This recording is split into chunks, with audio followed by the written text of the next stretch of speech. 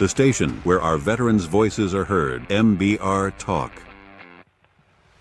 Hey, thanks for tuning in. Welcome, Quack. Program are those of the speakers and do not necessarily reflect the views or positions of any entities they represent. Find us on the web at mbradio.us. Ah, there it is. You tuned into the Farron Dozier Show on nbradio.us, TikTok edition, and Live Sports. Catch me here Wednesdays at 4 p.m. Pacific time, only on nbradio.us. Shout out. How'd I do? Was that a good take? That might be.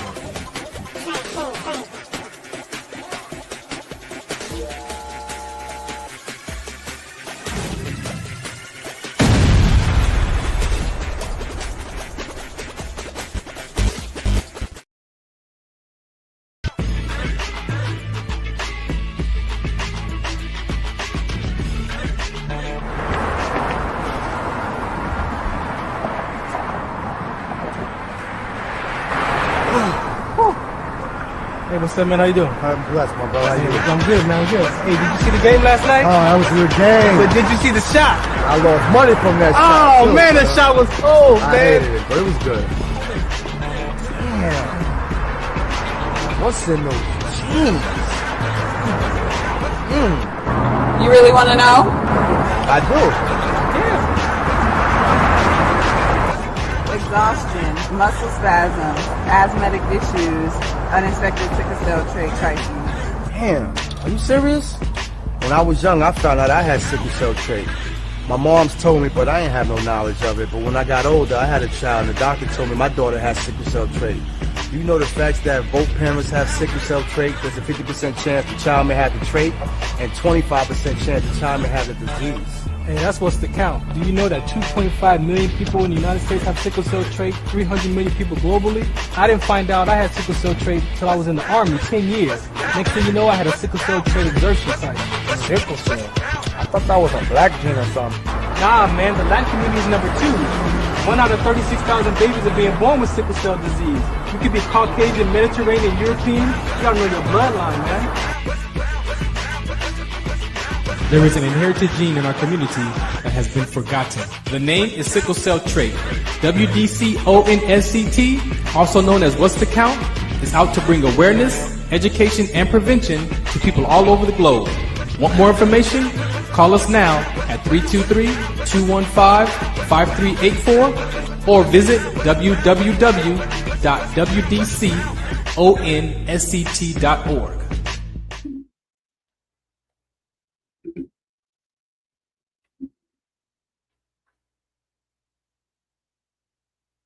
All right, welcome to another episode of the Farron Dozier Show right here on MB Radio. That's right, MB Radio. Again, today we always have a spectacular, important show for you right here on the network. Make sure you go to mbradio.us if you would like to contribute to our platform. They provide these services for us. They're giving veterans a voice. And again, I'm glad to be here to be able to have my military talk show here on their platform. Today, I have a very special guest for you. But before I get started, as you saw the public service announcement around sickle cell trait, that is a very important conversation. Alongside of that has been a topic around rhabdomyolysis that was part of my diagnosis when I collapsed at ANOC in 2006. There has previously been a WNBA athlete, Kelsey Mitchell, who was in the playoffs in their final opportunity to make it to the next level of their playoffs, and she collapsed during the game, was diagnosed as having rhabdomyolysis. And so with that conversation, anybody can experience rhabdo. Sickle cell trait, we're more susceptible of having that exertional sickling with rhabdo because of our red blood cell mutating. However, there are other reasons why a person could experience rhabdomyolysis. So if you want more information with that, wdconsct.org, or you can go to www.rhabdo.info. And I'll do some more talks about that later on toward the end of the show. So we're going to play one more PSA, and then we're going to come back and get into my guest. We are strangers. We met on social media. That's the power of social media. And so I invited him to share his military experience. He's still active duty right now, just getting in Texas. So he's going to share his life before, during, and not after service, but maybe he'll talk about what's next for him when it's time to get out of the military. So we're going to play one more PSA and come right back. This is some partners of mine, Call Me Go. I really appreciated them for being a part of my show on KCA Radio. That's right. You can catch me on KCA Radio, 106.5 FM, 250 AM on Sunday nights at 8 p.m. But this is Call Me Go. Some of us still carry the burden of battle. It threatens to drown us in our everyday lives. In battle, we had our weapons and combat gear to keep us safe, to keep us confident. But when we returned home, we were not armed with weapons and gear to cope with our own minds. I was lucky to find my combat gear, my mental weapon, and it's called Calmago. Calmago is a drug-free device that allows you to achieve calm in less than 3 minutes. In moments of anxiety, stress, anger, panic, or insomnia, not with medication, but rather by activating the parasympathetic nervous system through breathing regulation and multisensory stimulation. A recent study has shown that Calmago decreases PTSD and anxiety levels in veterans, helping those who are suffering and having a long-lasting effect. Visit Calmago.com to learn how you can get Calmago through the VA or with a special veterans discount code. All right, again, welcome back to the Farron Dozier Show. Again, thank you for listening today. As my guests get situated, just a lot of things that we care about here on this platform. One personal to me is that veteran conversation around veteran suicide and just helping other veterans discover what's next, right? And for my brothers and sisters on this platform, a lot of us have used these talk shows to interview other people and to figure out, our own personal what's next. I've been at this for about 15 years. I don't take it lightly. Every episode is like the first time. And so just being able to, for me, stay connected to my military community was most important for me. If you ask any veteran, retired or serving, the one thing that they say they miss or they are drawn to is the camaraderie. And for me, that is that sense of belonging. Our brothers and sisters, we find relationships here. We find connectedness. Yeah, we may, still have our differences outside of this uniform. However, we know that we would give our life for one another, right? And so for me, that's really most important. I grew up in the military, learning that the civilians are not going to understand me. And I can tell you that when I got out, I didn't understand me. So I put the pressure on someone else to understand me when I don't understand Farron. And so the relatedness for my show is really what's important. So if you hear something that you can relate to, I believe that that's something that's most important for us to have that relatedness, that connectedness. And again, when it comes to that veteran suicide, they say that 1 every 65 minutes a veteran completes his life. And so we're out to interrupt that conversation. So again, thank you for tuning in. I see my guest is back. So let's get this party started. Hey, how you doing? Yeah. Let's see what's going on over there. I know he was having some stuff going on over there with his signal, so we'll give him a chance to get situated. But yeah, very important topics. If you want to be a guest, you can hit me up right there at Farron Dozier, where you can share your story. I'll set you up with the interview, and you can come and be a guest right here on the deck here. All right. As I mentioned, the Rhabdo talk, very important, the suicide awareness. But again, we talk about just about life, just about what life looks like. So let me see if my guest. All right. How you doing?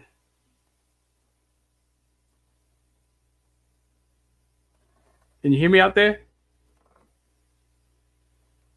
You're a little low, but yeah, I can hear you now. Yeah, your signal's just a little. Adjust your phone a little bit too. Your top of your head is cut off too. There you go. All right, so let's see if we can make this work. Do me a favor and introduce yourself to the listeners.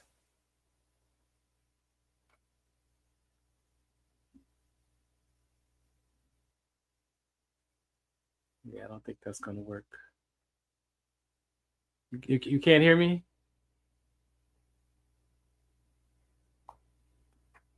No, I can't. Yeah, I don't think your signal's working properly. All right, let me do some checking around here. This is again the Farron Dozier Show. We're gonna do our best to have our guests stream in today's episode, but we're gonna play this PSA here. This is I'm working with Caldwell Williams. He is a Korean era veteran and has had a curriculum, mental health curriculum, in the 1960s. Graduated from UCLA, and today he's 91, and I met him in the same journey of doing my own work around my mental health. And so this is part of his story. And, we know that he's got more life behind him. And so we just thank him for the opportunity to have this curriculum. I am his curricular trainer. And so once, whenever he passes, he's leaving it to me to carry on the mission. Very, very important. Like I said, he's been doing this for elementary school, middle school, high school, corporations, and they came out of retirement to take care of veterans. So play this real quick. I'm going to make sure my guest is situated, and then we'll come right back here on the Farron Dozier Show. The most compelling social need of humans is to belong. All four of my grandparents were born slaves. My father's father, he was 7 years old and sold away from everything and everybody he knew. He never again saw any member of his family. My father, he was born in 1884. His mother had died in childbirth, and he raised himself from age 8. The sheriff came with his posse, took my father and my oldest brother and beat them. My father died with scars on his back from that beating. If the sheriff puts you in jail in a Jim Crow South, where do you turn to seek justice?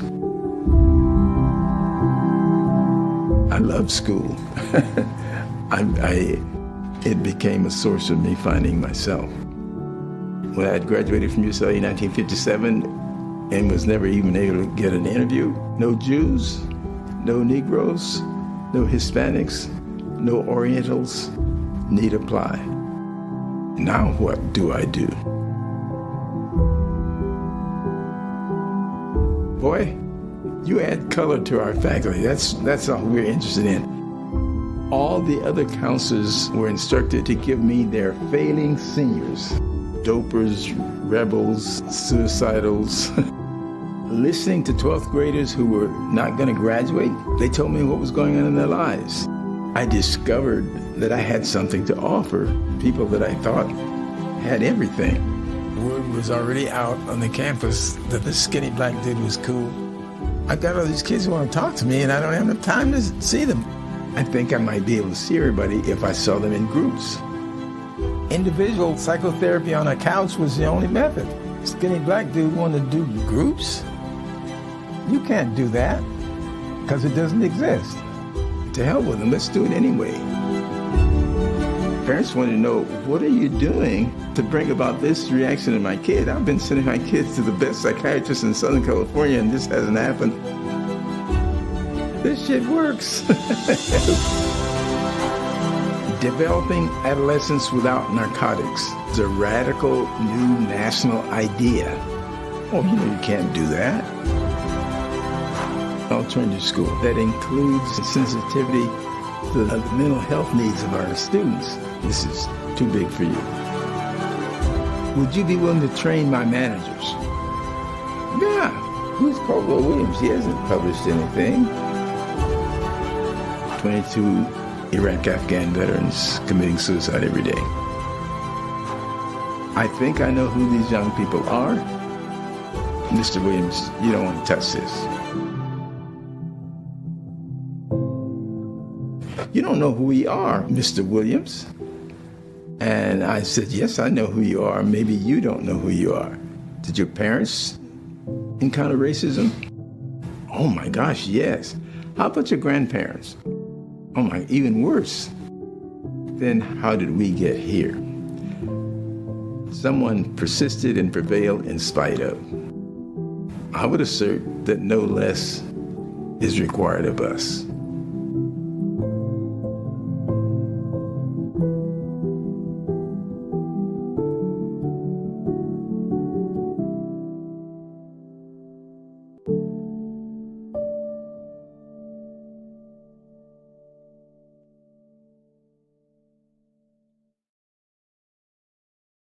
This is Farron from the Farron Dozier Show, 8 p.m. Pacific Time on KCAA Radio, 106.5 FM, 1050 AM. Also streaming from the KCAA Radio.com website, the station that leaves no listener behind, and MBR Radio. That's right, MBR Radio on all their streaming platforms, including MBR Radio on Roku TV, Sunday nights live, 8 p.m. Pacific Time on KCAA Radio and MBRradio.us. The Farron Dozier Show. For more information, search farrond.com. All right, welcome back to the Farron Dozier Show. Let's see if we can get this episode situated. I see my guest has relocated. We got some car chronicles going on. What's happening? What's going on? Hopefully you can hear me better, see me better. Oh, yeah, you're good now. Thank you. Thank you for adjusting. Yeah, I don't know what it is about that office, but it's like a dead zone when it comes to my phone.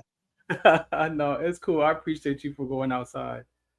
All right, let's get started with the episode here. Do me a favor, introduce yourself, and then we'll get started. Yeah, my name is Sergeant First Class Pacheco, but first name is Alfredo. I'm originally from Ocala, Florida, and then joined the Marine Corps back in August of 2005. Got out in August of 2014. Became a law enforcement officer back in Florida, in Orlando, from 2014 to 2018.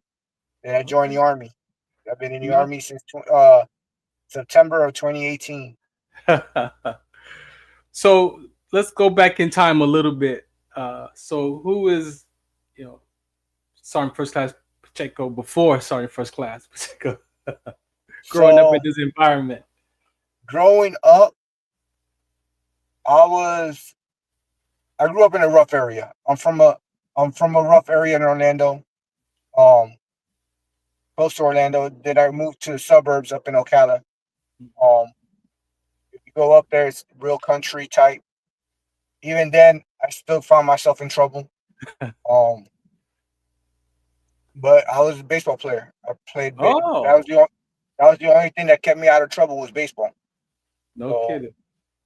When you look back at that childhood, because those ages are so important, right? And sometimes as adults we discount those experiences. But what do you think was going on in those early teenage years that you saw was like headed to trouble?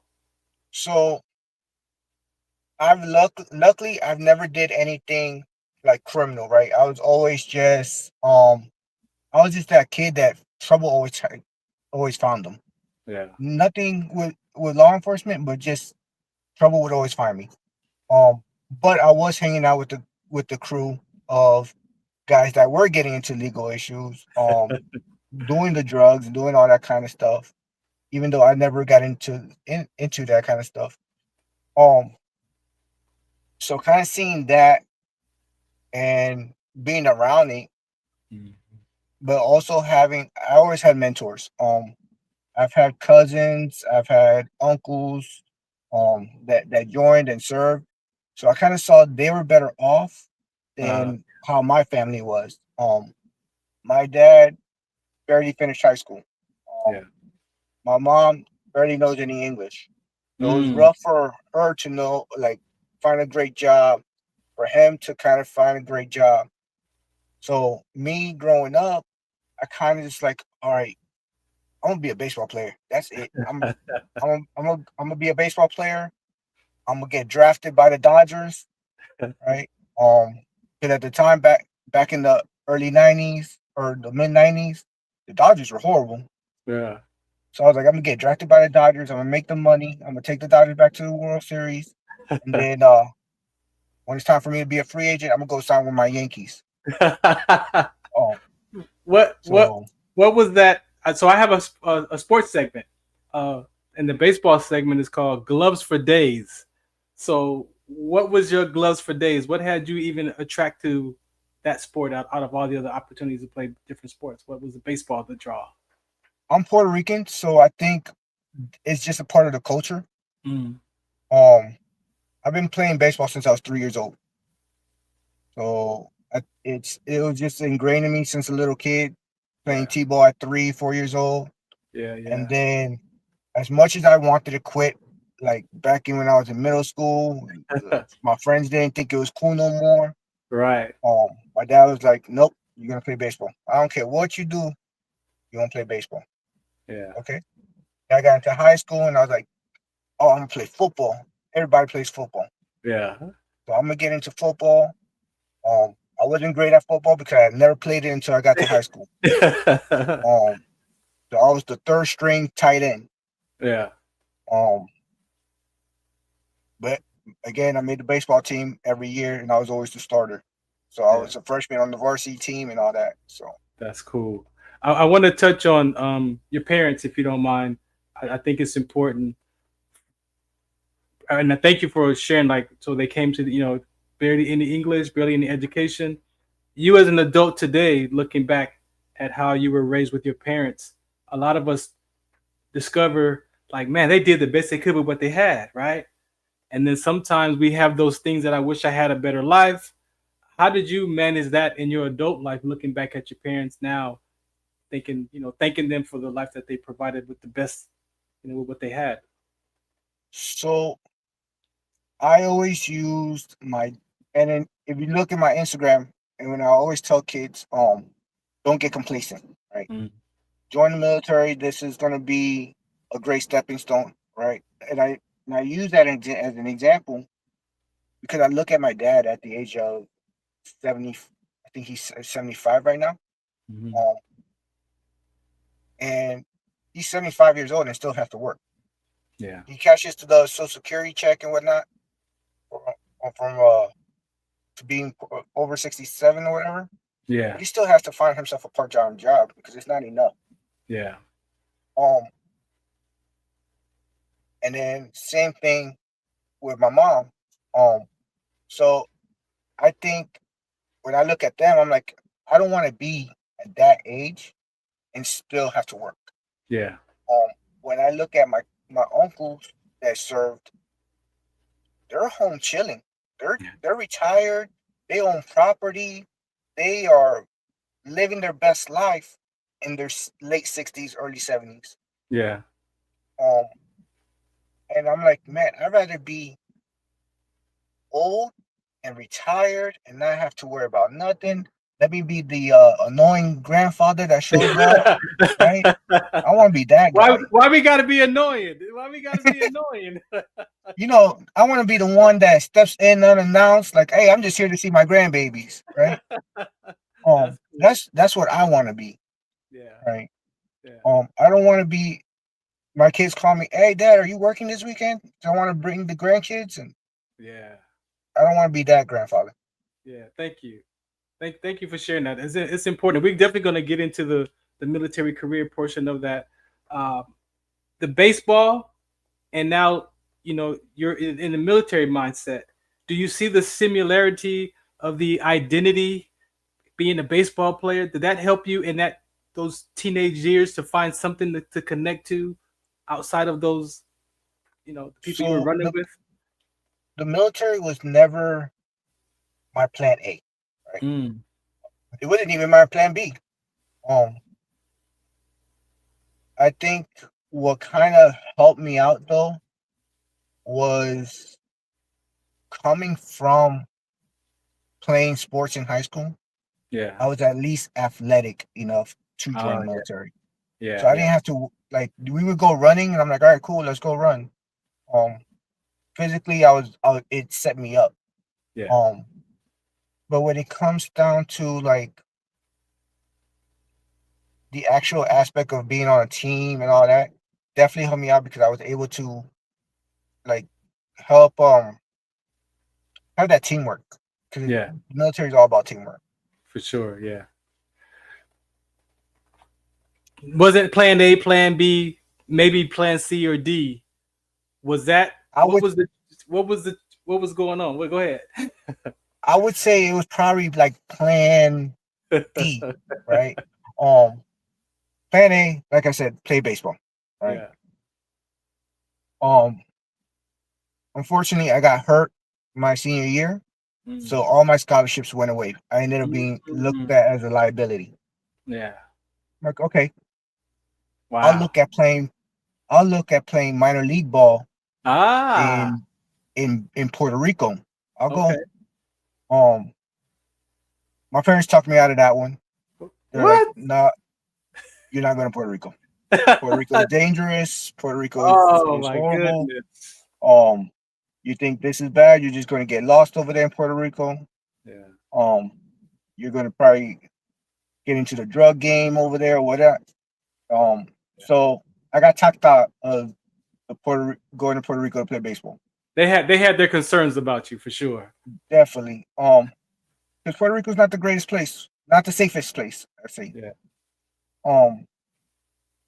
So then I started looking at, okay, maybe I can go play at a JUCO league somewhere, go to junior college and play baseball. But the same concerns that the major universities had were the same concerns that the JUCO league had. Really? Was how are you going to be injury prone? So then I talked to a Marine Corps recruiter. Actually, I talked to an Army recruiter. And he was late to our appointment. And I was sitting out on the curb. And a Marine Corps recruiter popped out. And he's like, hey, you ever thought about joining the Marine Corps? Like, you know what? Yeah. I'm looking at the Army right now. Like, and then he brings me into the office. I recognized one of the recruiters that was in the office. I had grown up with him. Oh wow! From church, so I knew him. I was like, "Oh, I didn't know you were a Marine."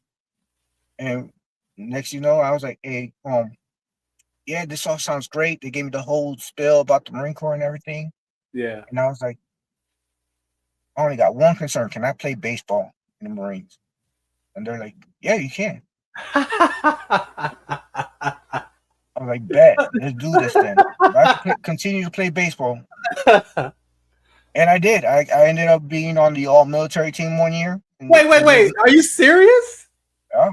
Come on, hold on. See, ladies and gentlemen, we're strangers, right? So I don't do any research on my guests. I like to be surprised just like y'all. So hold on. So you actually was able to play baseball in the Marine Corps. Tell us about that. So for 1 year, I was called TDY, which is pretty much you go away to do whatever. No kidding.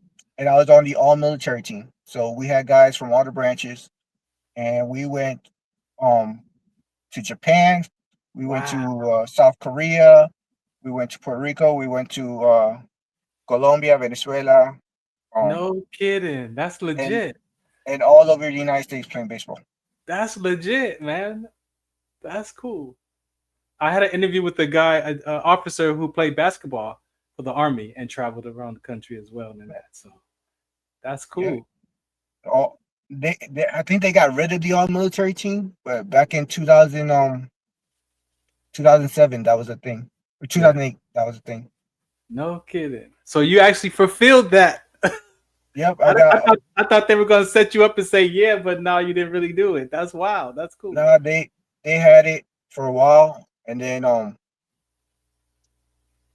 after that, that's when I started having kids and stuff. And I was like, all right, let me put baseball to the side. How did you deal with that? Because again, when I talk to athletes, that identity is hard to take that jersey off, right? And because it's still in that subconscious mind to want to play sports. So how did you deal with that part of that, if at all? I mean, I still play. I'll find little softball leagues around the city. Yeah. Do like a little pickup game or whatnot. Yeah. But and then when I was stationed out there in California, I was always doing events with the Angels. So I would do baseball clinics out there in with the Angels, teaching What? little kids how to play baseball.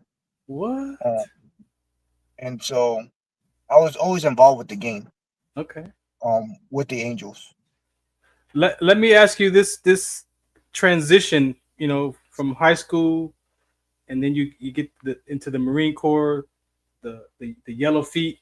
Talk about that transition into from the mindset of a, outside civilian type athlete to your brain clicking over to that Marine mindset. Did you notice a change or a shift in that?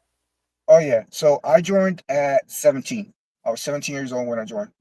Straight out of high school. And my mom still has all my letters, right? Wow. 20 years later, she still got them all. What? And every time I go home, she'll like, she sees what I'm doing now.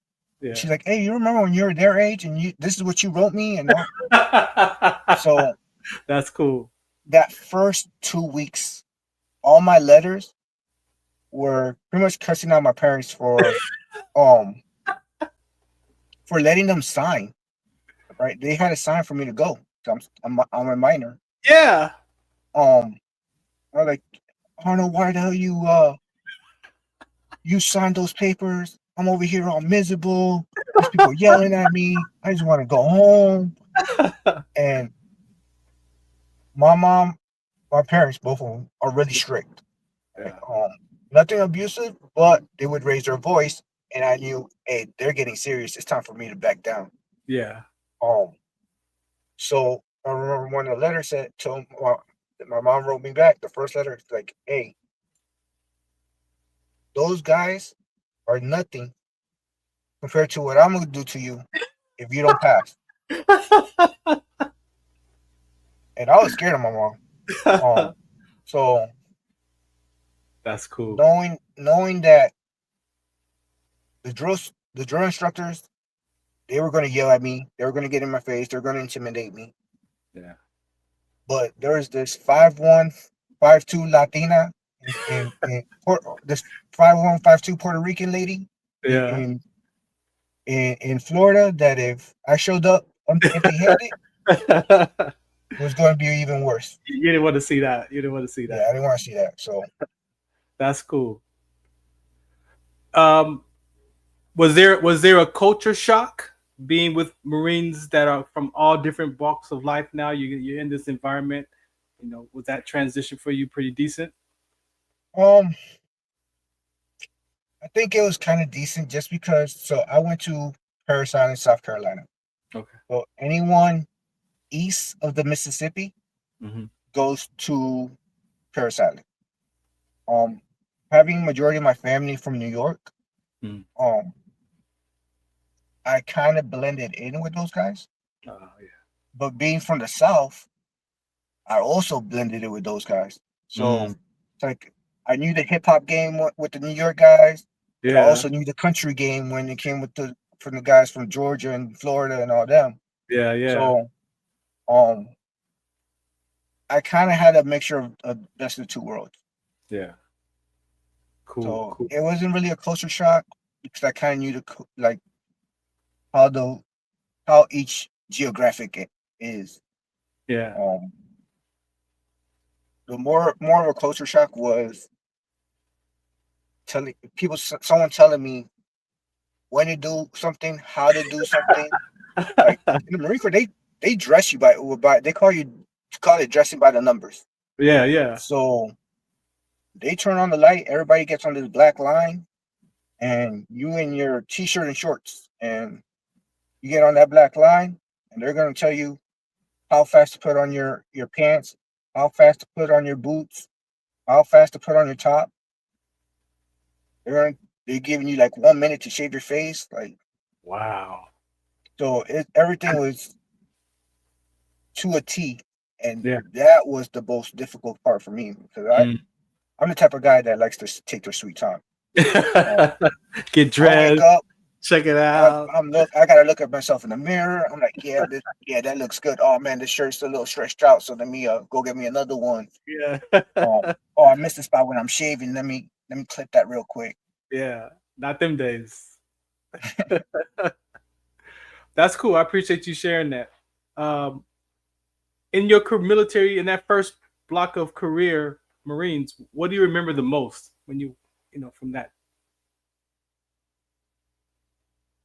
I would say it would be my first deployment. So that happened really fast. Yeah. It was so I went to boot camp August of 2006. I graduated August of 2005. Graduated October 2005. Went home for 10 days. Went back to do Marine Corps training. Mm-hmm. And so by the time I got to my first unit in Camp Pendleton, it was March, April timeframe. Mm-hmm. And I showed up there, and the guy in charge, which was our first sergeant, he was like, "Hey, you have any issues?" No. They're like, "Do you drink?" Nope. You got any kids? Nope. You married? Nope. And I checked all the boxes that he was asking me for. Like, cool. Hey, that sergeant right behind you, he's gonna help you get in process, because in 3 months you're going to Iraq. Cool. Turn 19 in Iraq. Now let me ask you this before you continue. Joining the military during that time, did you have an idea that would happen, or you didn't think about it at all? Yes and no. Everything was going on still in 07 and 08. Yeah, so that was the only part that my recruiter lied to me about. Right? I wanted to go infantry. That's what I wanted to do. I wanted to be combat arms, right? And my mom, being a mom, right, was like, "Hey, the only way I would sign these papers is if he is in a safe job." So the recruiter was like, "Okay, we could put him in the logistics, because they don't let you pick your job in the Marine Corps." Yeah. So I picked your field. They let you pick your field. And I picked logistics. Yeah. Didn't know anything about logistics. I was just like, let me just see what it's gonna happen. My mom was like, "Hey, logistics is gonna be an excellent job for when you get out." Oh yeah. And I'm like, okay. So I ended up being a warehouse clerk. But when I went to Iraq, I never thought that I would see combat. Right. I just thought I was going to be stuck in a warehouse somewhere in the middle of nowhere. Right. But somebody got to deliver the supplies. Exactly. Like, yeah, I was in a warehouse, but somebody got to deliver the stuff to the boys. Yeah. So there I am doing convoys and stuff like that. Yeah. Luckily, I never saw direct combat, but I was in the atmosphere. Yeah. I appreciate you saying that, because I was AGR, and I tried to get overseas, but because during that time they were piecing our unit apart, the AGR personnel could only go if the whole unit went. So I couldn't volunteer my time, but we did get deployed at Fort Irwin, and we were training soldiers that were going to Iraq, right? And so I was in POL. I was platoon sergeant for the POL company. So we trained the other fuelers, how to maneuver. Because I don't know if you remember, at that time, they started attacking the convoys. And that was one of the reasons why they brought us in 04, because they started attacking the beans and the bullets and stuff like that. And the mechanics and the logistics guys, they didn't worry about qualifying. I'm here for mechanics. That's why I say I wasn't in direct combat, right? Because I never shot my weapon in combat. Yeah. But we did hit a couple IEDs. We did get attacked on one point, but it was only the lead vehicle, and it was like a pop shot, and then they bounced. Yeah. And then the rules of engagement back then was kind of crazy. Yeah, the Geneva Convention, we couldn't do anything through that Geneva Convention. So my truck was always like the 5th or 6th trucks out of like 20 something trucks that were out there in the convoy. Yeah. So if you're that far out and all they did was a couple of pop shots to the first truck, you ain't going to do nothing. Yeah. So it was always the lead truck that saw action. Yeah. Thank you for saying that, man. I hope people, really understand, because that was really a difficult time for logistics and for the mechanics, like I said, because of they had to learn how to maneuver those vehicles and respond to those actions. So thank you for that. What was the transition out of that Marine Corps to the next phase of your life? So I got out of the Marines because after that deployment, that was the only deployment I went on for the next 8 years of my career. Whoa. That happened. That deployment was in my first year. Yeah. Right. So for 8 years, I did nothing. Nothing, or nothing. Not what you thought you was gonna do. No. So in my first 4 years, everything happened quick, right? Yeah. So it's like go to training, go to deployment, came back, played baseball, boom. I got stationed in Japan for a year, and then I came back, and I was stagnant. Pretty much for 7 years, I was stagnant. When I was in Japan, because my son at the time was only a year old, and I had missed his whole first year. Yeah. I was like, send me to a unit that's non-deployed. So they sent me to Camp Pendleton. There's a place called Essen Range, which that's where Marine recruits go learn how to shoot. Okay. And I was a coach there for 2 years. So I was like, all right, cool. In those 2 years, I ended up having my daughter. All right, cool. Hey, send me to another unit. I don't care if they deploy or not. I'm obviously going to keep popping kids because I'm. So they sent me to another unit that was notoriously known for deployments, which was 9th Communication Battalion. And I never got to deploy in my 2 years with that unit. So then I picked up sergeant, and I was like, hey, I know this other unit, which is the combat engineers, they're always on deployment. You trying to get out of town? You trying to get out of town? I was just trying to get some more action. So ideally at the time, Afghanistan was popping back off. Yeah. In 2011, 2012. Exactly, yeah. And I was like, I'm just trying to make my way to Afghanistan. I already went to Iraq. Let me go to Afghanistan. Yeah. So I go to the 7th Engineer Support Battalion, and no deployments in my time there. So I decided, you know what? This is it. I'm done. Yeah. Obviously, at the time, Obama was already pulling troops out. Yeah. Trying to make this military smaller. Yeah. I was like, yeah, that's the writing on the wall for me to go. They're like, no. If you re-enlist for another 2 years, we'll put you in the MEU. The MEU is when the ship goes for all to a certain spot.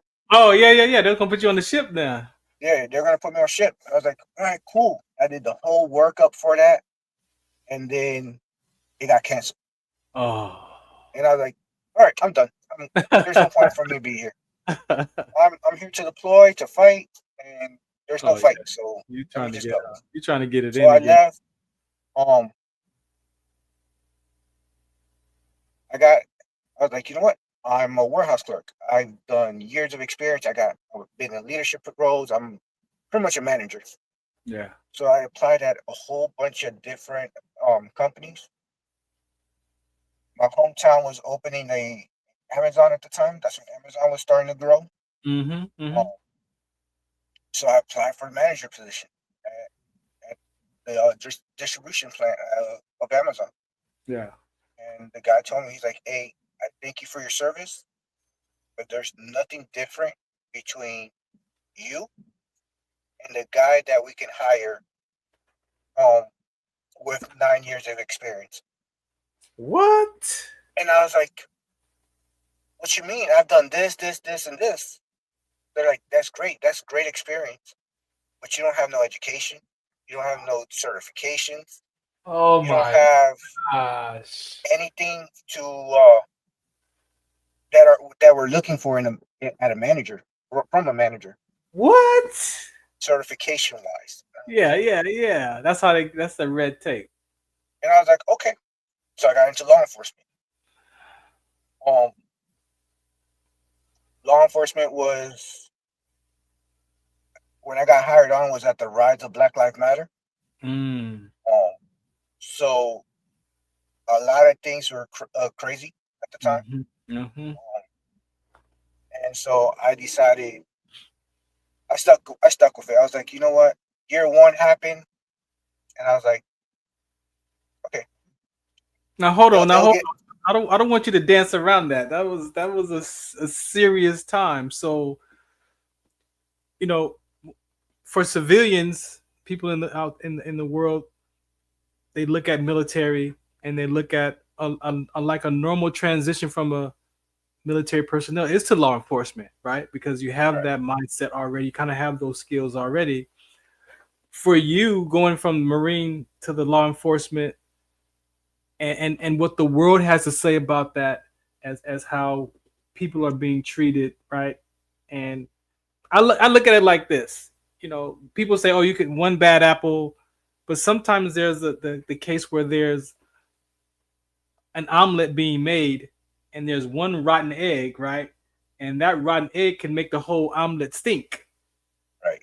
So for you in that transition into law enforcement and looking back out into the civilian world, and again saying all the craziness that's going on, emotionally, mentally, how did you deal with that part of it? So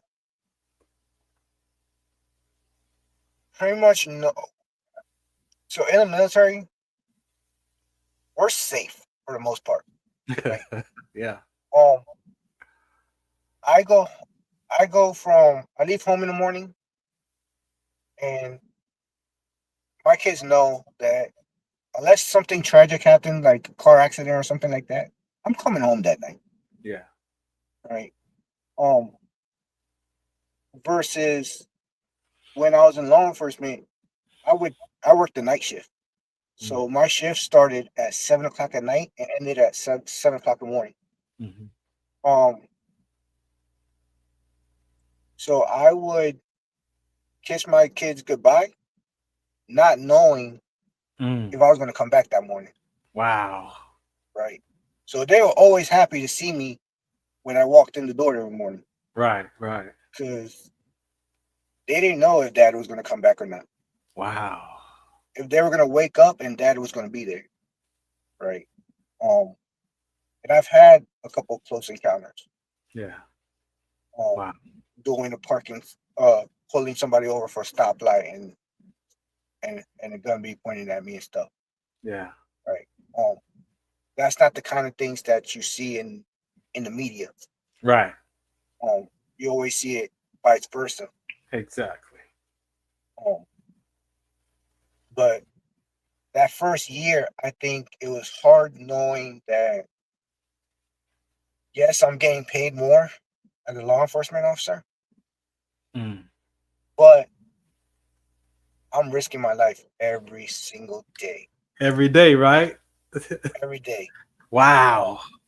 Like, people, they have more respect for the military than they do law enforcement officers. And I would say it should be vice versa. Yeah. You should have, military still needs their respect, but I should say the law enforcement officers should be held to that same love that the military guys have. For sure. Because it's not easy. Definitely not an easy profession.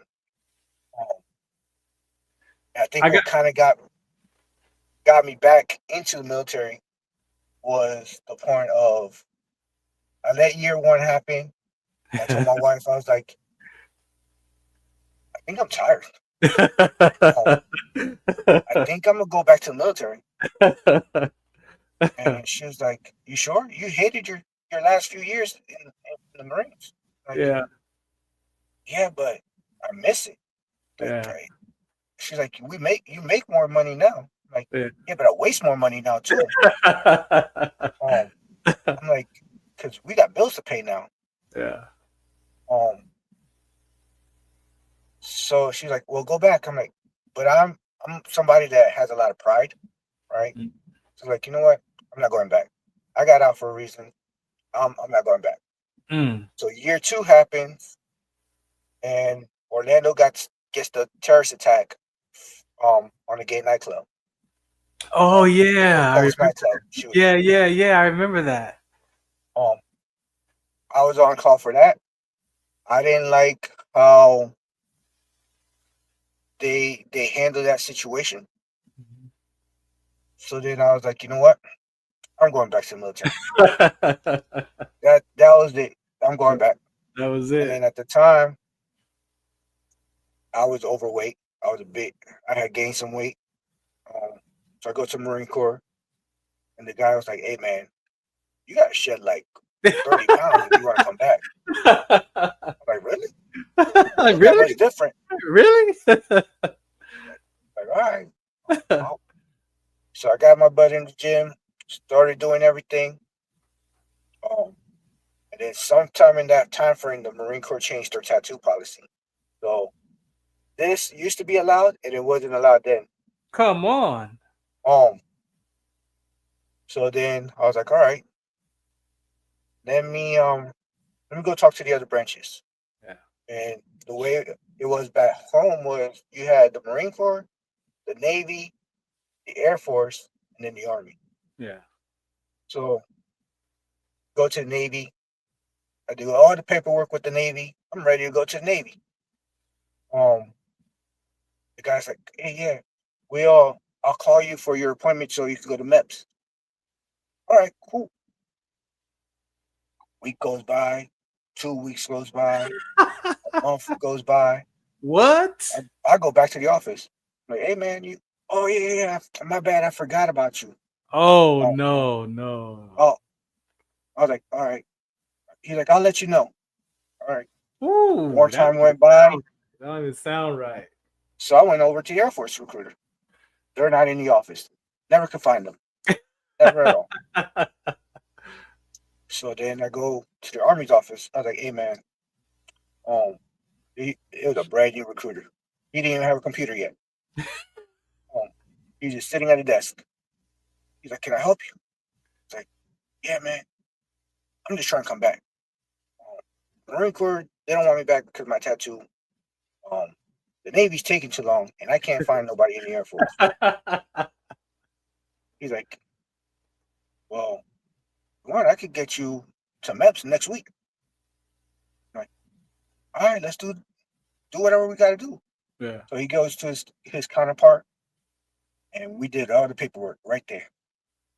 The guy's like, hey, man, the earliest, that was on a Monday. He's like, the earliest I can send you to MEPS is Thursday. You good with that? Whoa. I'm like, yeah, I'm good. They do all my paperwork. I do the physical. They had to get stuff back from the Marine Corps to make sure that I can keep my rank and stuff. Yeah. Oh, yeah. So in the time it took them to do like the background investigation and so I can keep my rank and all that kind of stuff, it took them another week or so. Mm-hmm. So as soon as they got everything that they needed, he's like, hey, man, all you got to do is go back to MEPS and sign your contract. Wow. I'm like, bet. Go over there, talk to the guidance counselor. He's like, hey, man, I know you're a supply, but we don't need any supply sergeants. Yeah. Do you mind going infantry? Uh-oh. Bet. I want to do that in the beginning. That's what I'm here for. I'm like, that's exactly what I wanted when I was 17 and my mom wouldn't let me. So here I am turning 30. Now, you're turning 30 now, right? So at that time that I enlisted, I was turning 30. 30, right? Okay, yeah, okay, I'm tracking. So I was like, yo, here I am going infantry at the age of 30. So we did that, and it was a quick process for me to go from how to go back to basic training and stuff because I was out for too long. Wait, you did? Yeah. Woo! So you was the old dude in there. Yeah, I was. It was weird being 30, wearing the sergeant rank in my chest. Wow. And basic? I had basic training. And you had your E5 on. Yep. Wow. Yep. And the only thing that was different was I didn't get treated like a private. Yeah. Right. I didn't have to sleep in a squad base like they do. I had my own room. Oh, wow. Because I wasn't a trainee. I was a trainee, but I wasn't a first-time trainee. Right. So they would tell me, like, you're the APTs at 6:00 in the morning. Yeah.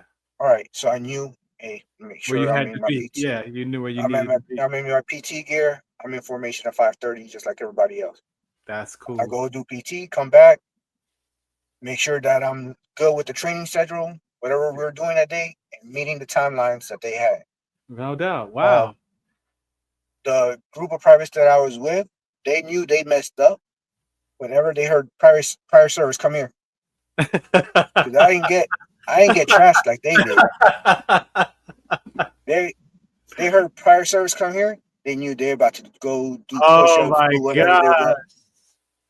So that's cool though. I bet you that was different. That was different. It was. And then the drill sergeant started like, hey, you smoke? I'm like, at the time I vape.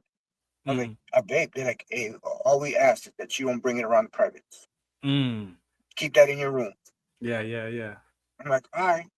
But when we would get to, depending on what we were doing, if we were like at the shooting range or whatever, the drill sergeant would give me their vape. And then they were at night after dinner, I'm going to my room. Wow. I didn't have to do none of the stupid stuff that they were doing after dark. Wow, that's legit. That's different. That is different. And then I had my phone the whole time just because I had to leave it in my room as well. But as soon as I got off for training, I'm calling home. Calling the house. Wow. So so where did you end up after that? So did you end up at an infantry company or where did you go from there? Yep. So after basic training, I went to Fort Polk, Louisiana. I was with 3rd Brigade 10th Mountain. Now, did you move your family with you? Yep. So you back active duty in there? Back active duty, doing it. The whole time I was in basic, and they told me Fort Polk, Louisiana. Our drill sergeant's like, "Oh man, I'm sorry for you."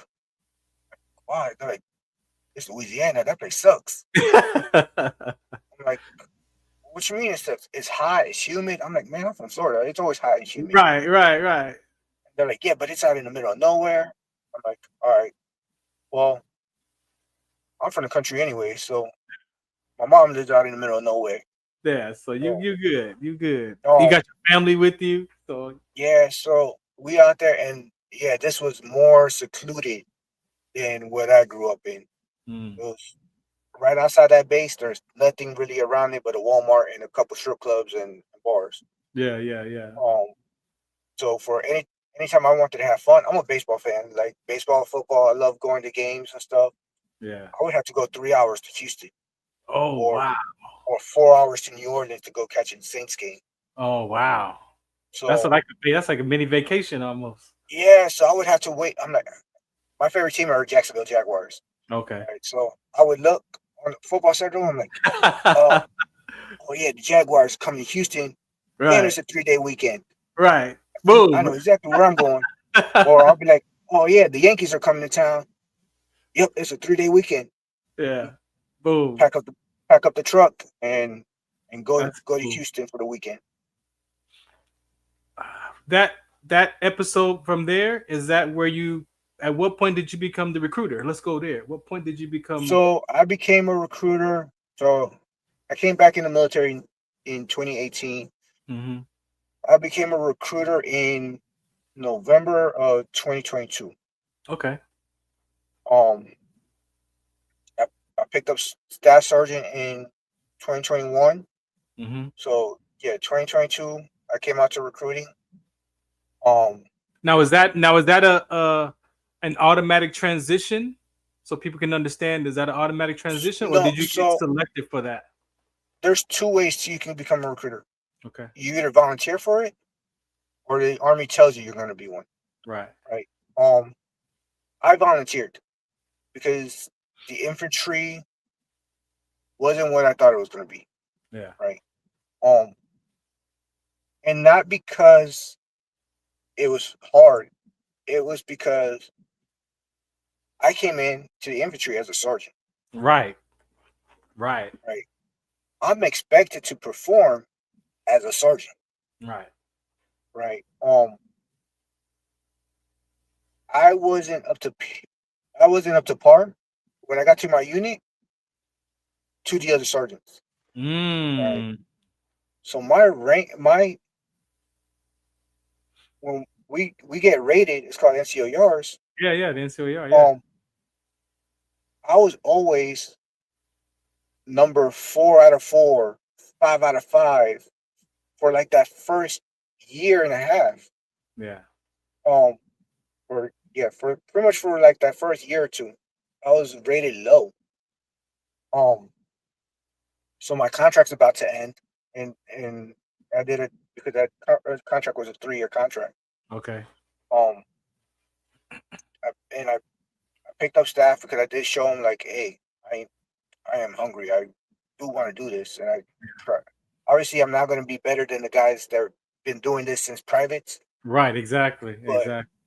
I am trying, and so my 3 years is about to happen, and I'm not going to get out because I did nothing different from when I got out before. Right. So like I'm staying in. So, I go to the career counselor, and I was like, hey man, I want to just reclass. I don't want to go there. He was like, what are you trying to do? I'm like, tell you the truth, I'm trying to do your job. I think career counselor would be cool. But I already saw what it's like to be on the outside. I could try. I think I'd be good at trying to keep guys in. And he's like, all right. And they worked out a deal for me to, like, I did a packet and everything to be a career counselor. Yeah. I got denied because I guess there's a time limit. You have to be, for you to switch to be a career counselor, can't be in no more than 12 years. 12, 13 years, something like that. And I had missed it by a year. So I think I was like at 13, 14 years.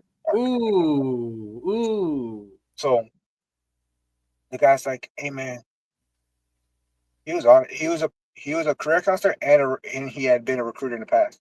Okay. So he's like, why don't you just go recruiting? I'm like, I think you'd be good at it. He's like, you're good at keeping people in. I can just imagine how you're gonna do getting people to come in. Right. And I'm like, oh no, I heard recruiters work too much. They on numbers and the numbers. I'm not trying to do that. I'm not trying to stay up till. But I dropped the package for recruiting, got accepted for recruiting. I ended up. I have a big ego, right? That's about the third time you said something about your ego. We're gonna go there in a minute. We're gonna go there. I'm gonna let you finish. I'm a big and I think recruiting fed into that. Right? So I come out to recruiting, and the first thing that we do is a annual training conference, right? And they're awarding all the best recruiters from 2022. And I'm noticing all the best recruiters come from Redlands. They from Redlands, they're from Palm Desert, they from Yucca Valley, they're from all these different places, San Bernardino. Yeah. Like, all the guys getting awards, that's where they were from. Yeah. So there was a station commander, the guy that's in charge of one of the stations, and he was like, he posted on his Instagram that look at all these top hitters and all this. I'm like, all right, man. But like, the only top hitters because I wasn't around. This time next year, I'm gonna be the one on top. Right. And I busted my tail there in Hemet. And I ended up being the top guy that a year later. Wow. And then helping my company at the time, which is Temecula Company, Okay. make strides to be one of the top companies in Southern California. Wow. To where this year, as I was leaving, guys in Temecula Company are putting 30, 40 contracts in, something that I never did. Whoa. But they were the guys that were pretty much there to replace me. Mm-hmm. They would ask me questions when they got there, like, "Hey man, how do you do this? How do you do that? Yeah. What made you successful?" And I'm not a gatekeeper, so I'm Yeah. like, "Hey, dude, I do this, I do that. I go here, I go there." Yeah. And these guys are putting in contracts left and right. Wow. Um, That's cool. And I'm actually proud of them. They ended up being the top company in Southern California. So they went from being scrubs when I first got there Yeah. to ending up being the top company. And I'm actually kind of proud of them. I know some of them are probably watching. Yeah. I'm That's actually proud to cool. know that I left that place better than when I got there. Yeah. And so the whole ego conversation, right? And pride. Oh no, I'm not gonna bash you for it, because I believe as human beings, we gotta have that, right? We need that sense of self-love, self-esteem, self-worth, right? From ourselves first, right? Not from outside folks, right? And I believe the only time that pride really gets in the way is when it's up against another person, like me having pride toward you, right? Not about what I'm doing and my view of my success in life, but more when it comes to that other person, where I believe it starts to get kind of muddy waters, and where it's like, okay, your ego and pride is now diminishing another person. But for your self-love, for your self-worth, I think, and I say that because even how I grew up in my environment, it's like you can't brag about yourself. You can't be like, oh, I did this, I've done this. Like my dad would be like, son, you deserve it, you earned it. But then my mom would be like, oh, don't talk like that, because you're gonna make people feel bad and stuff. And I'm like, but so how do you manage being proud of yourself, right? So you have to have the level of that sense of pride. I believe everybody needs that, so you don't get stuck with it as an outside force trying to get it from other people to feel pride, right? And I think a lot of it too is like in my first year and a half of recruiting, what you wouldn't believe this, but before recruiting, I was shy. That's why you had the ego. That's why you had the ego. I was a quiet dude, right? I don't really like talking. I wasn't the social media type. I'm not. Me being on a camera talking would have never happened prior to recruiting. Yeah. Right. What do you think that? What do you think that was though? What do you think that was that wedge? So when I came out to recruiting, or when I went to recruiting school, they said that social media, because when I get to recruiting school, it's coming out of the COVID era. Right. So a lot of my instructors were recruiters during COVID. They were recruiters or in charge of stations in 2020, 2021. Right. And they were saying that even though they were isolated, one of the things that made them successful was social media. Whether it be they're posting pictures about the Army, doing talking heads like I do or whatever. Yeah. That helped them. So I took that from the recruiting school. I was like, all right, well, let me create my little social media page. And like you go all the way back from when I first started. It all started with me posting pictures of the Army. Like, oh, we got this job.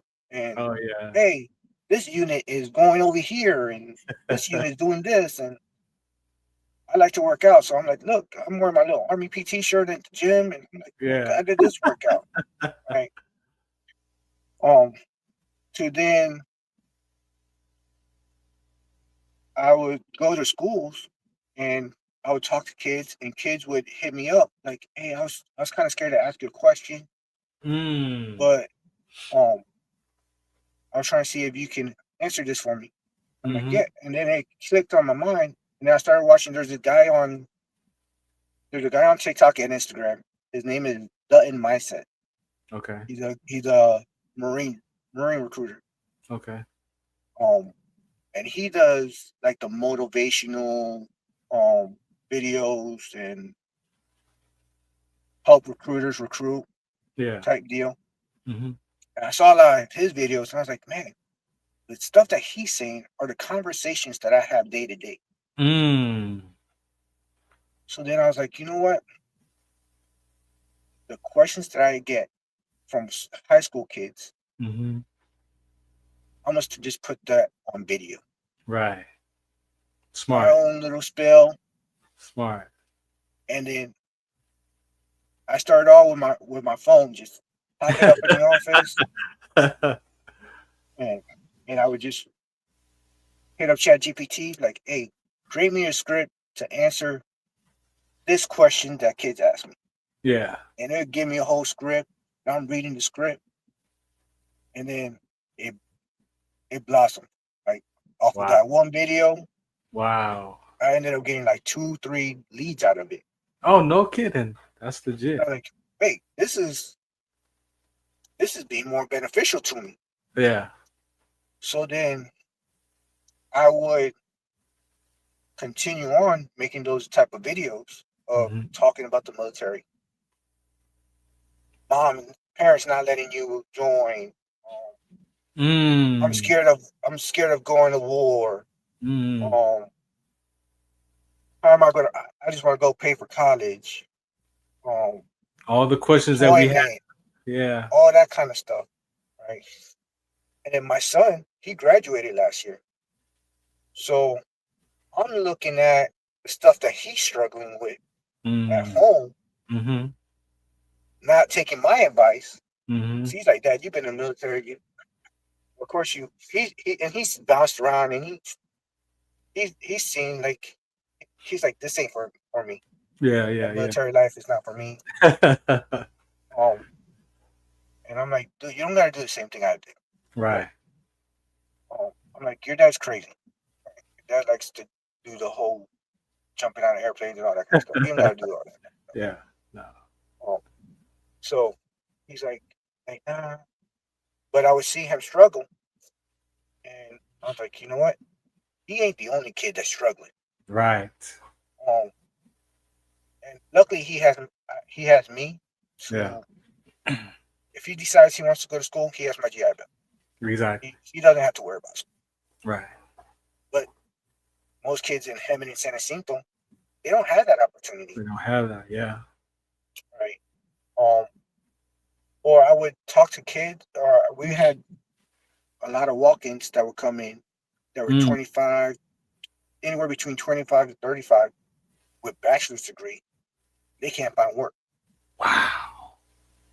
And they in $60,000 worth of student loan debt. Wow. And it's like, why didn't you join outside of high school? Wow. Like, oh, well, my parents told me I need to go to college. Wow. And so as the more I was recruiting, the more I saw the day-to-day issue of society. Because you got to remember, I joined at 17. And even when I got out of the military, I was still using my VA benefits to cover going to college and law enforcement agency and all that kind of stuff. Yeah. So I really never got to experience the civilian life as a civilian. Yeah. I don't know what it is to pay for college. Yeah. But apparently people go into thousands of dollars of student loan debt. Yes, they do. So I'm like, man. So I started making these videos on how you can be better. How the Army can help you with this, with that. My only experience is when I got told by that Amazon recruiter yeah. that the only thing that was different between me and the other guy was that I didn't have any certifications. Right. Well, I make videos now about, hey, this job gets you this certification and that certification. This is how you get that certification. So when you get out of the military, That's cool. You make your $50,000, $60,000, $70,000 job that you're looking at. Or, I mean, there's some jobs out there that you can make a nice little penny off of your 3 years of experience. Oh yeah, $70,000, $80,000 job, $100,000 gigs now. Right. So it's like, I think if someone would have told me when I was a young buck of, hey, make sure you go get this certification so that way you can be successful when you get out. I didn't do anything education-wise while I was in the first time. Yeah. I mean, now I got my bachelor's degree in Homeland Security. Yeah. But, and I think doing this recruiting bid, and I'm now in a journeyman to get my apprenticeship to get licenses to be a human resources. Okay. So when I retire here in 3 years, 4 years, you're prepared. I'm set. I could go work for FEMA. I could go become a recruiter for some type of agency or something. Right. No. That's legit. And thank you again for sharing your life, around what you're up to today, because I've been retired for 12 years now. And my transition out wasn't the best because I had that sickle cell trait. I got a medical retirement, so I was forced out, all that other stuff that came with that. And my identity was trapped in my rank and in that camouflage for 24 years. So me losing sight of myself, when I share my story, when I talk to the soldiers about not just my trade experience with the rhabdo, but I also share my mental anguish that I dealt with, right? And then how I got out of it. The students that you're recruiting today, with social media is like such a big driver. What is the biggest concern that you see today for the children, the young adults joining the military?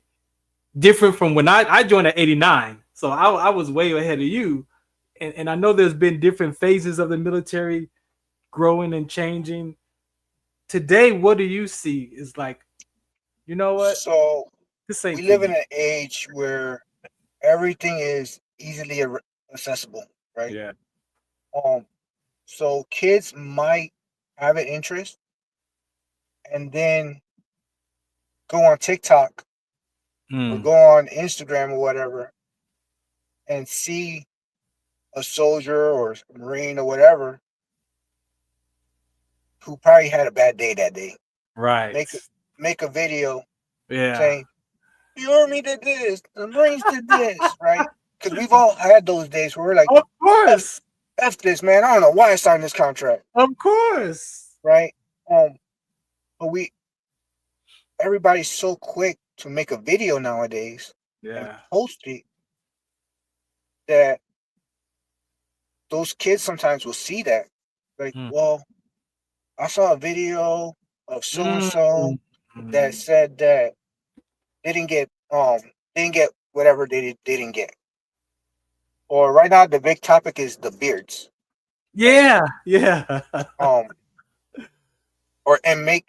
think the big topic right now is this government shutdown.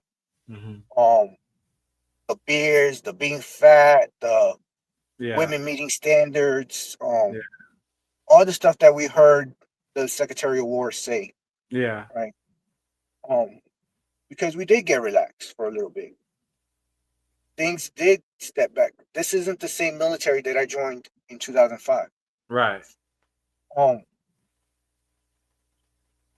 don't say that the people are soft because that's not the case at all. Right. Because I heard that when I first joined. Oh, this generation is soft. Right. You said you joined in 89? 89. So it was your generation calling my generation soft. right? Mm-hmm. Just because it wasn't as hard as when you joined. Yeah, it was just they were just kind of calming down a little bit because I went to Fort Jackson and I stayed in Drag Ass Hill, and they was like, yeah, if you up there, it was because I think that's just when they created Hollywood, that part of Fort Jackson they call Hollywood. So I was like right in that transition of where it was not as hard, but it was still kind of like it's tough. So yeah. So, but yeah, like that generation in the '90s would tell the generation of the early 2000s that that they're soft, right? Well, now you have these my peers, right, that join in early 2000s Yeah. that look at these kids and say the same exact thing, Yeah. right? Um, I don't think they're soft. Anyone that joins the military, joins law enforcement, does anything like that Yeah. is not soft at all. Yeah. Now, has standards relaxed? Yes. Yeah. Certain things that are out there, I'm like, yeah, how do we let that happen? Yeah. Like one of the big things is like cell phones in Army boot camp. Right. I agree with it. Hey, let them have their cell phones for 15 minutes. I guarantee you, back in 2005, if I had a phone, and I didn't have a phone back then, I guarantee you, my mom would have told me 2 weeks earlier to be a man, and I would have probably sucked it up and shut it off, right? And shut it off, right? I would have probably changed my mentality faster than wait 2 weeks for one letter. Right. Yeah. But it's the thing. Like a lot of these kids don't know how to write. They grew up in an age where they've been typing everything. Yeah, exactly. A lot of these kids now can't even pass the ASVAB. Wow. I was wondering. So, wow. Like the Army had to create a school to teach kids how to pass the ASVAB. Wow. So the RSP program, do they do well? No, but they're already in the RSP program. So this is before RSP program. Then. So what they do is, if someone scores between a 24 and 30, on the ASVAB, they send them to a school at Fort Jackson to learn how to pass. They got 3 months, and in those 3 months, they have 3 chances. Right. At the end of the first month, they'll take the ASVAB. If they pass it, cool. These are what jobs are available in the system today. What do you want? I've had guys that have been lucky and picked the right jobs. And then I've had guys that picked, I'm like, I kind of don't like that job for you. But just do that for your 3 years, and you'll be able to switch on. Yeah. I try to keep their heads up. Yeah. But it's one of those things. At least there's that program to where they know, like, hey, yeah, I didn't score high. Go over here, and they're gonna bump. They usually bump up. I think they said that the average person goes up by 18 points. Oh wow, that's pretty good then. That's pretty good. And I mean, ideally, it's nothing new. Because I had to go to that similar type school to become a recruiter.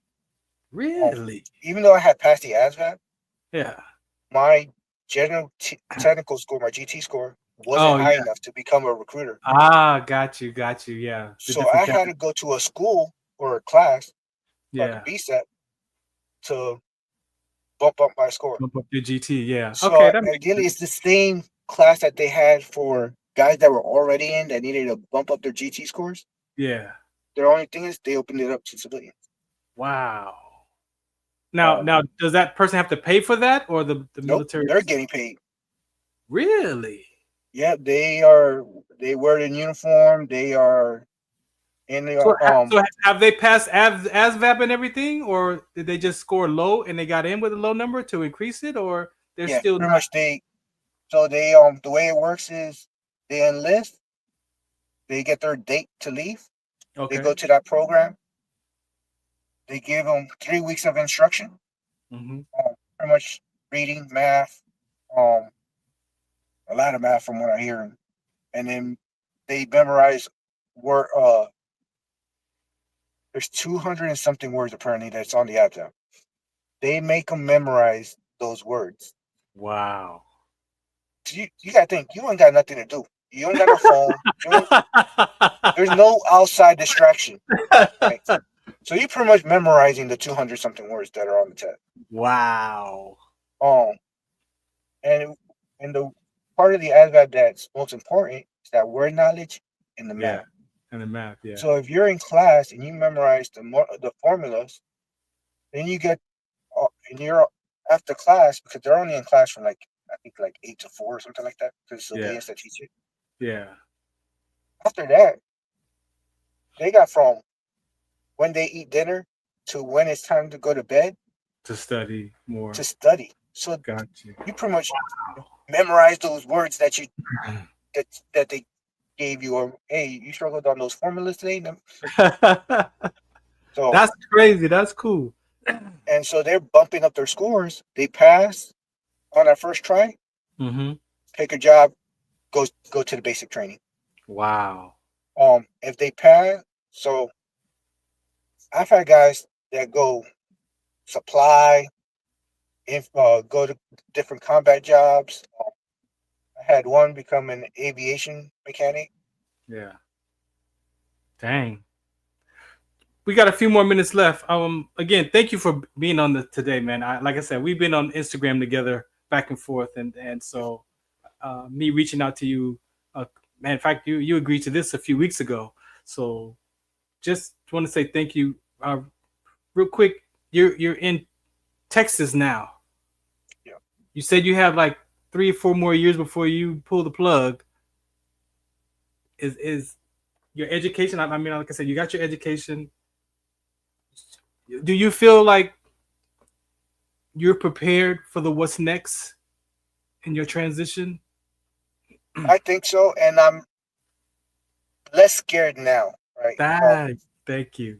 So, thank you for that. A lot of my force of staying in was my kids. Mm-hmm. Right. I always use my kids as my excuse. Right.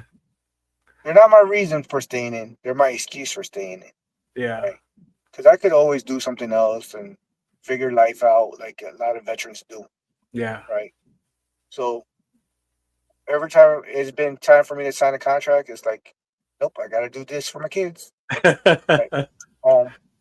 But my son is 18 now, and my daughter turned 16 here in January. So okay, when I retire, when it's time for me to go, both my kids will be grown.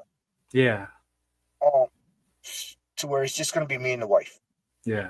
And as long as the wife puts up with me, you're good to go. We're good to go, right? We don't have little kids to take care of anymore. Yeah. And I think that gives me peace of mind of knowing I can retire and figure the next chapter out. That's cool.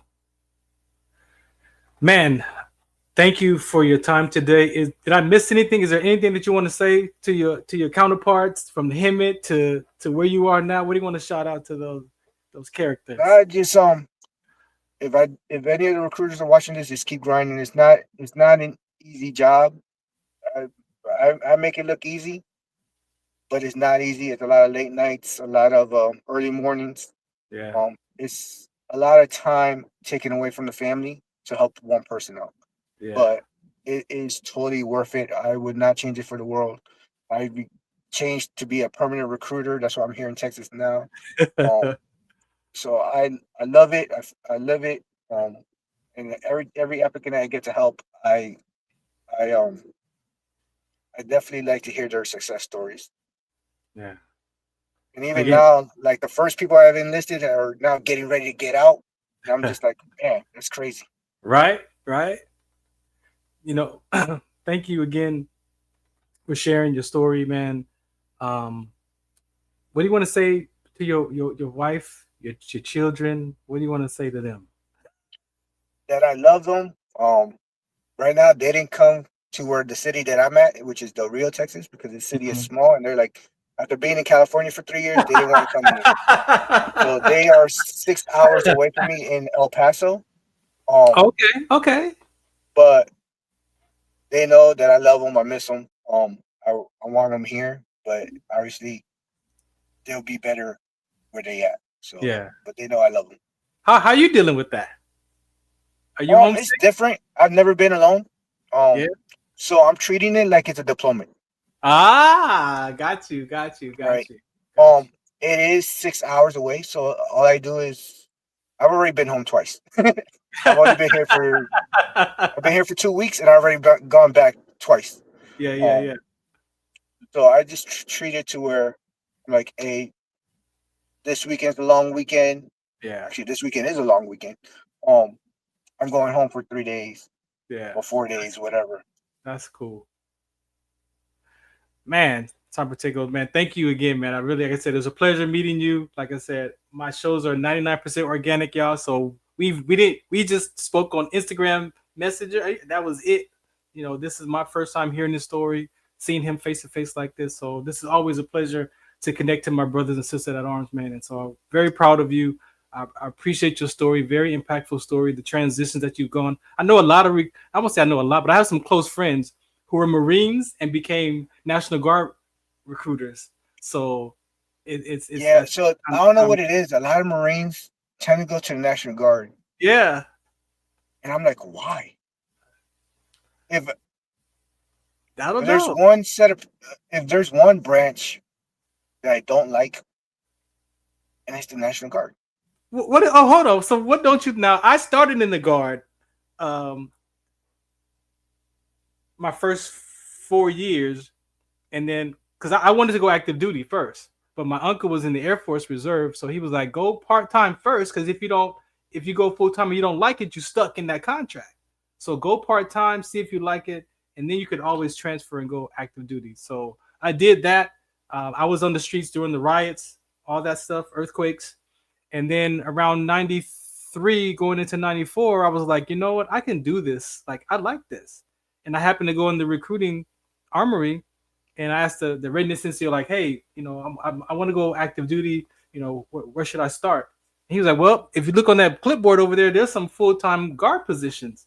I was like, I didn't know what no AGR position was. And so I go to the clipboard.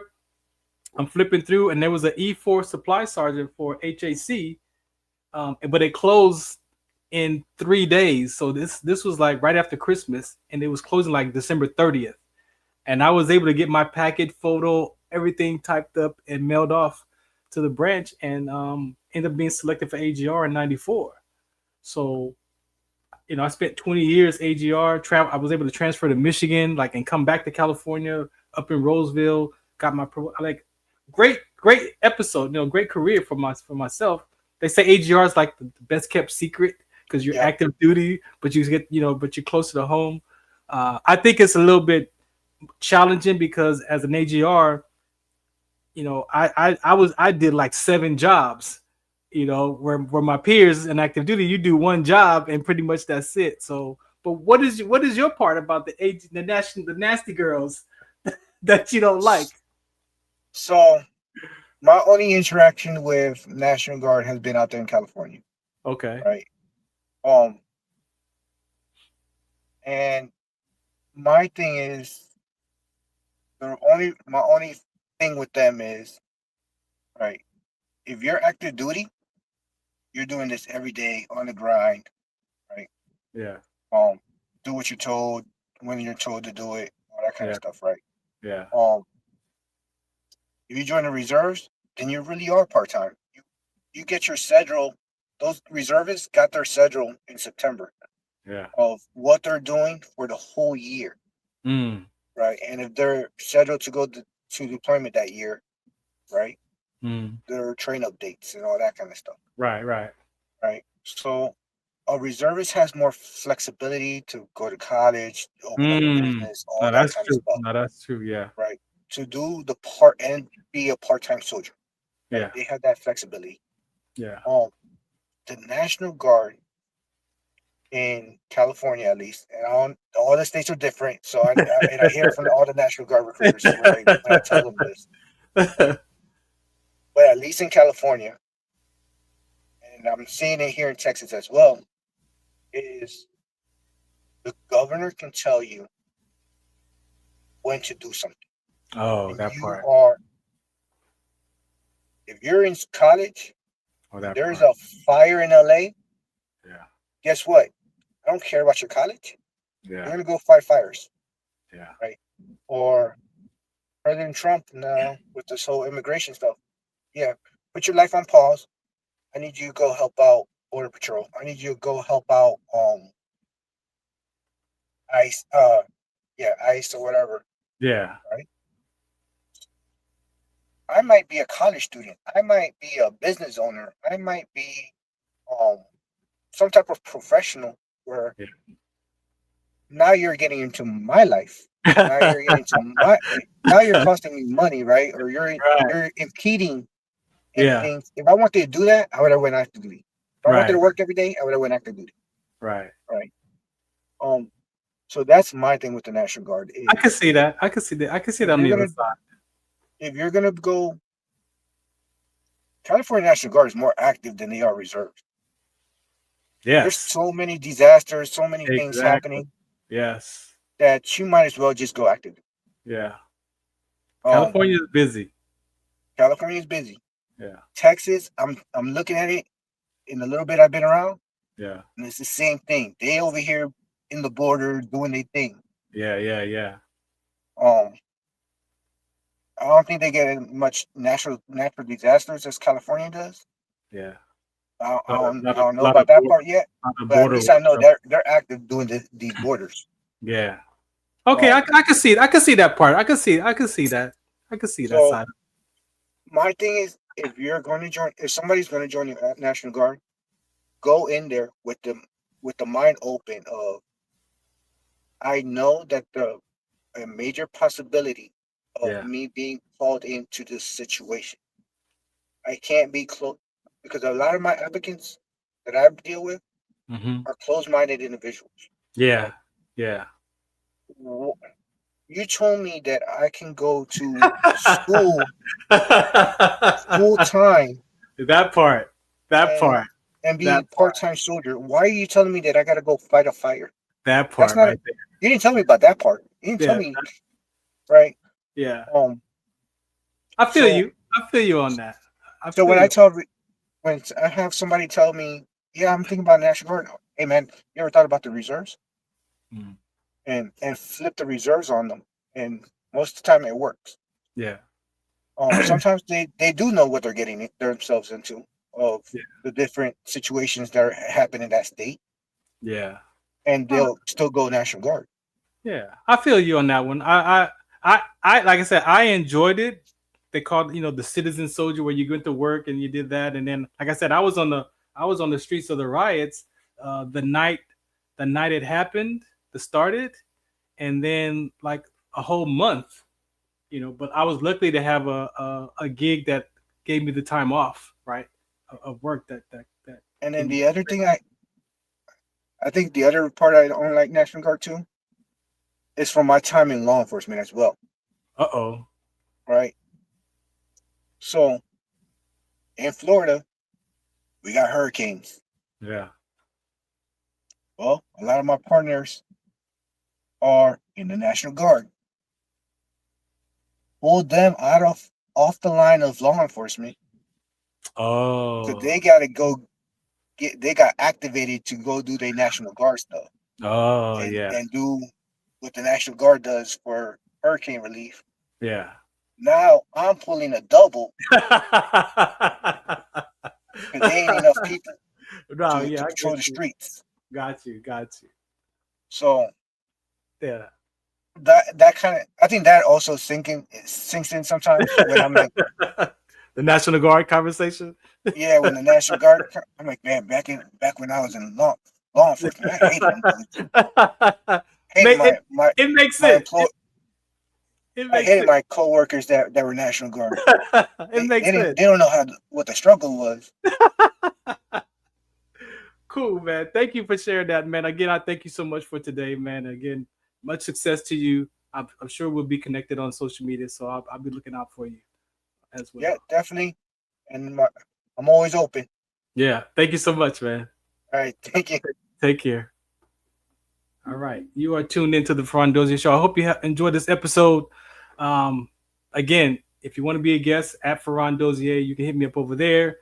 Shouts out to Farron Pacheco for being out here and sharing his story, life before, during, and you heard a little bit of his after. And I agree with him.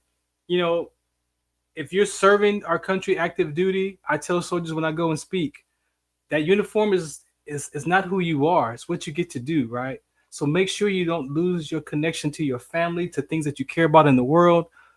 You know, in my transition, I thought life was over. Like, it was literally, I'm done. I don't want to be a part of it no more. Like I quit. Like, I give up.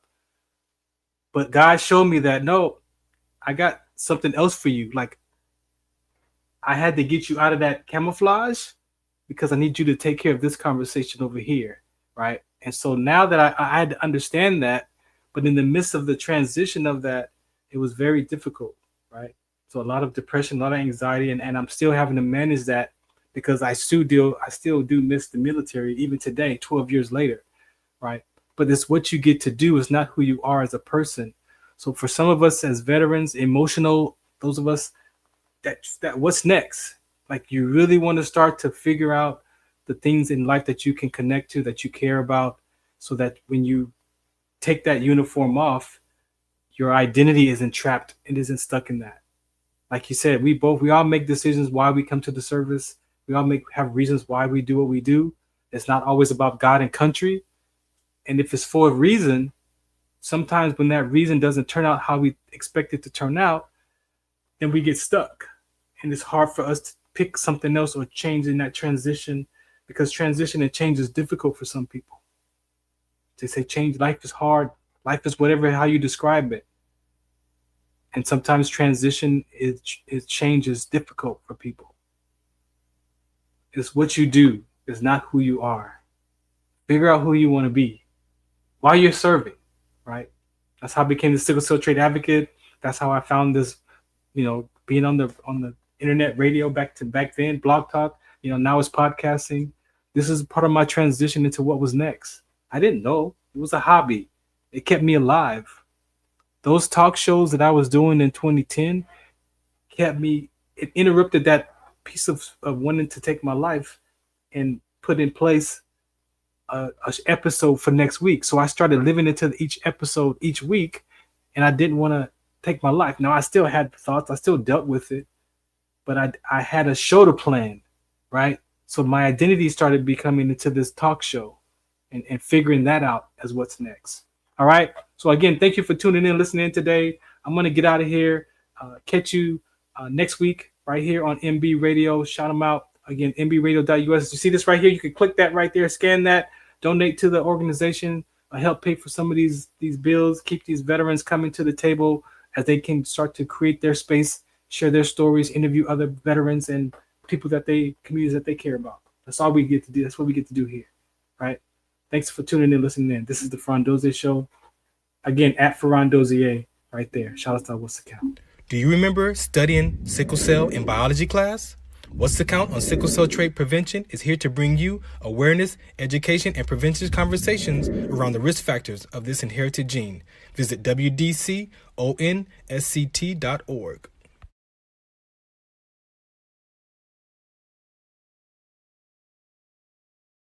Zetovia salve, made from natural and organic ingredients, good for inflammation, poor circulation, hemorrhoids, yeast infection, lip sores, dry coughs, eye pain, minor cuts and bruises, and ready to purchase at botanicaherbalco.com.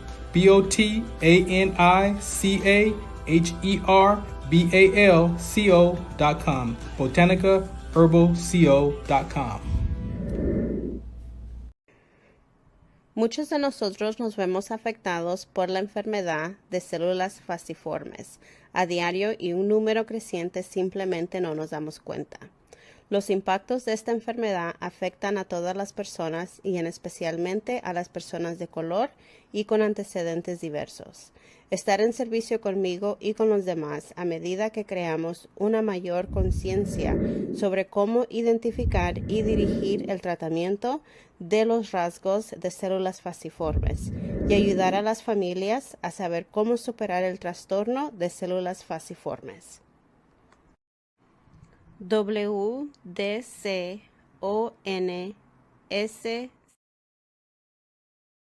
Military Broadcast Radio, the station that's giving veterans a voice. Find us on the web at mbradio.us. Opinions expressed in this program are those of the speakers and do not necessarily reflect the views or positions of any entities they represent. Find us on the web at mbradio.us.